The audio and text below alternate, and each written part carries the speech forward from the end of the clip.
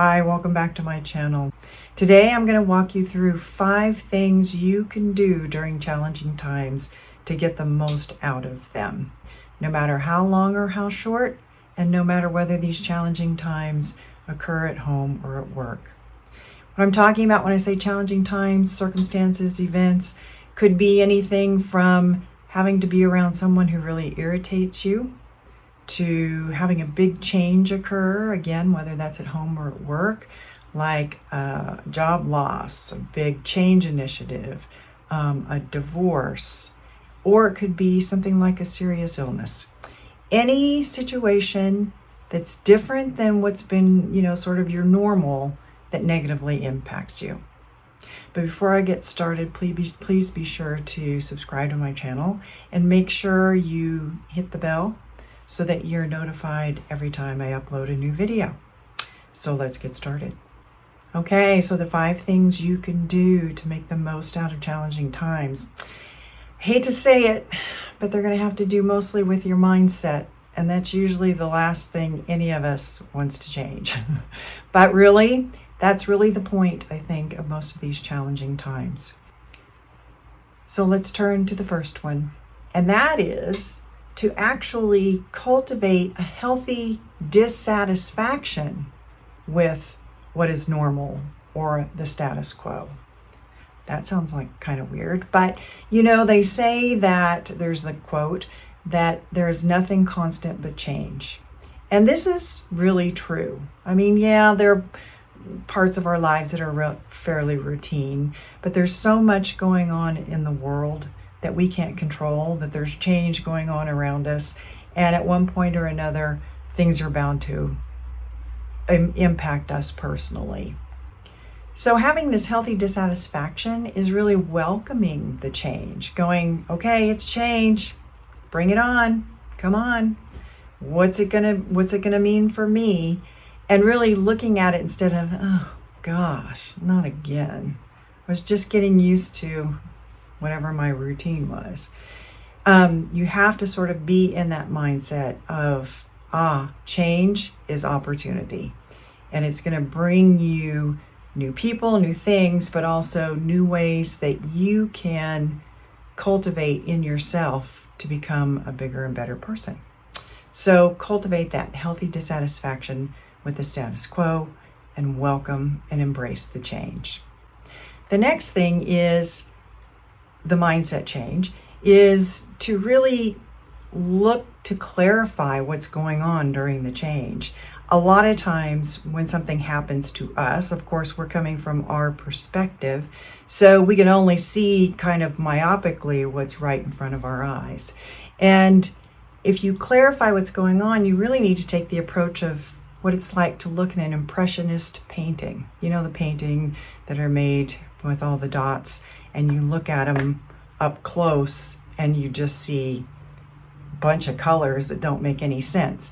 But it's not until you back up far enough that you can actually see that all those dots kind of come together and they make something that makes sense to us. They make a larger picture. Other people talk about getting up on the balcony.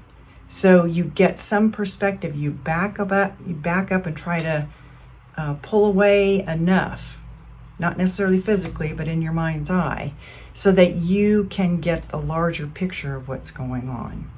It's kind of hard to do, but it takes you out of yourself. And I think that's one thing when you're going through a challenging time is, yes, it involves you, but oftentimes it's not about you. And so we have to be able to get some perspective on it in order to see it more clearly. The third thing is to look at what you can control. Again, like I said, a lot of change happens around you, but it's really not about you. It sweeps you up though. So you can't control a lot of what's going on. And as our parents and teachers and other people in our lives have probably said, you can only control yourself. So you look at the things you can control. Things like check in with your values. Like during this change, what are the things that are most important to me? So knowing your core values is something good to do sometime in your life, so that it makes they help you navigate things like these challenging times. Other things you can look at are, gee, what's this bringing up for me? There might be feelings of unworthiness. You might have some feelings of incompetence in yourself. You might have some feelings that you're unlovable that go way back into your childhood that you haven't really faced before.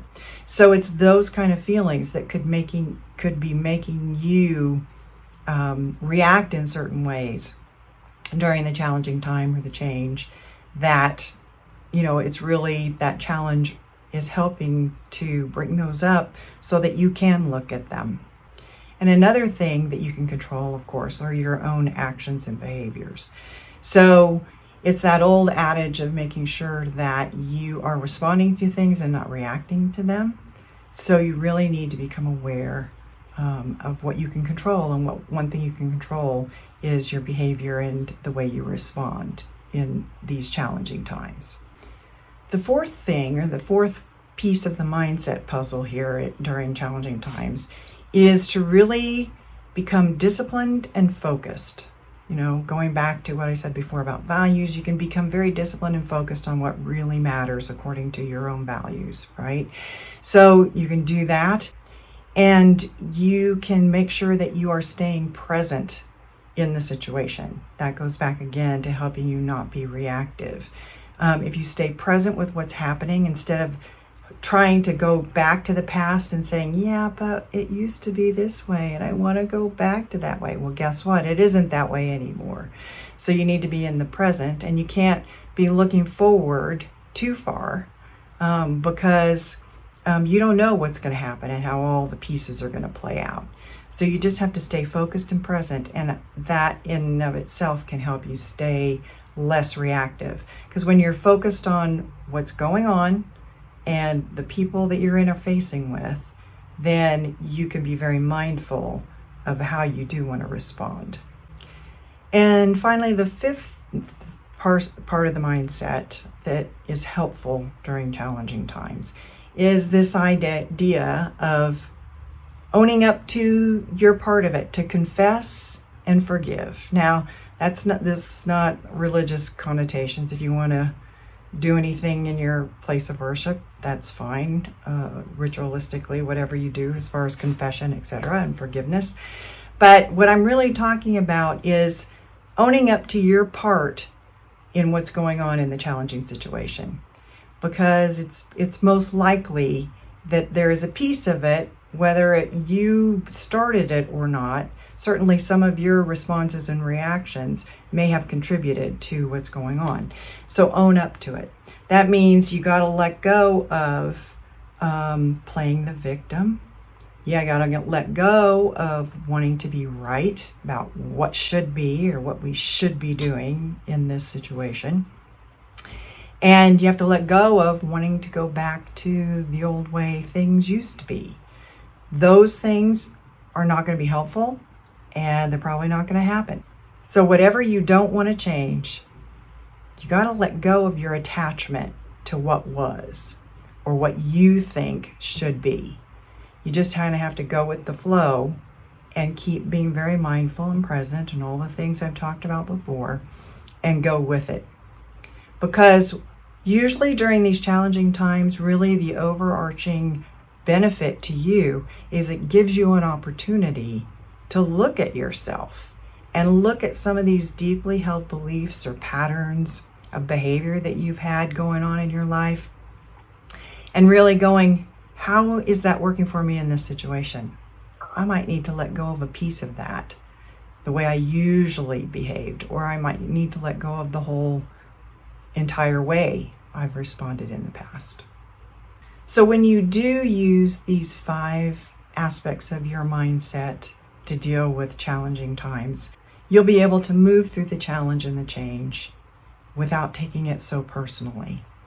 And bonus, you will become a better person because you'll have time and the presence of mind to have questioned the way you were going into the change and whether or not that's going to continue to work for you as you come out the other side of it.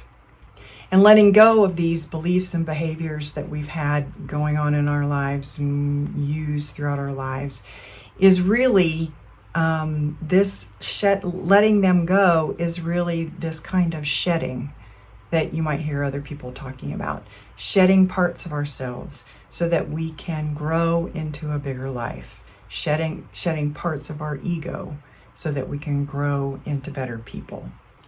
And as you shed your ego and your persona, and then you look maybe even at some of your shadow aspects during these challenging times, then you're definitely going to come out a better person on the back end than you were on the front end of the challenging time. So next time you're faced with a challenge, try to do at least one of these 5 things if you're not used to doing any of them, and see if it makes a difference in how you're able to respond and be during the change. Thanks for watching.